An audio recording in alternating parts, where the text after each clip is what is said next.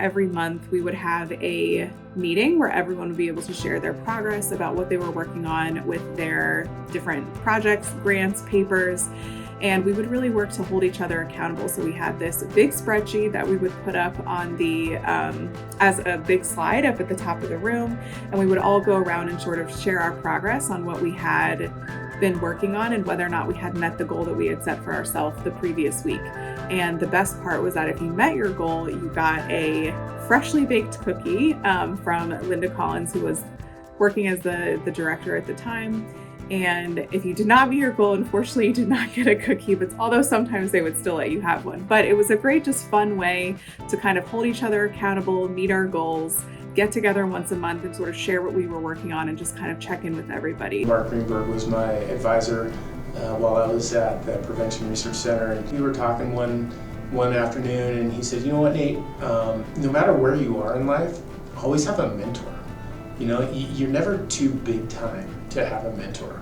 And that always stuck with me, and I think that how that fits into my life now is that I always try to surround myself with people who know more than I do, which is a lot of people. You know, when Mark is talking about mentors, he's talking about like the Dalai Lama, right? But always have a mentor, and that always stuck with me, and it always will. So everybody, always have a mentor. One of the things that really stands out to me from my time at Epicenter was this paper I worked on with Brian Bumberger and Brittany Rose Cooper.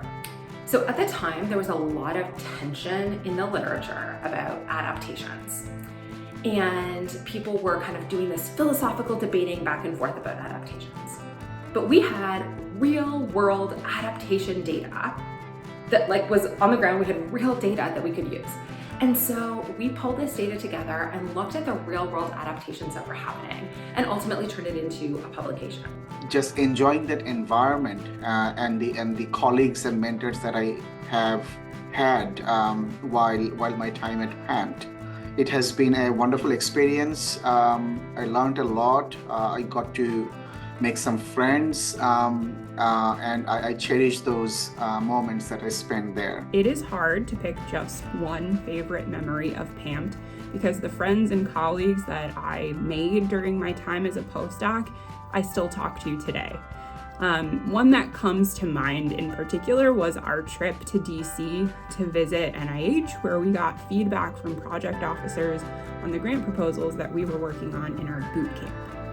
When I reflect on my experience in PAMT, I can't emphasize enough what a formative experience it was. It allowed me an opportunity for focused learning about prevention science, about related methodology that continues today. It exposed me to a world of federal grant funding and doing grant-funded research and scholarship, which are important pieces of my current job as a faculty member. But I'll be honest that in addition to the social and networking opportunities, my favorite memories are those I spent with partners in community, thinking about and doing the hard work, seeing the impacts of that work, and celebrating together.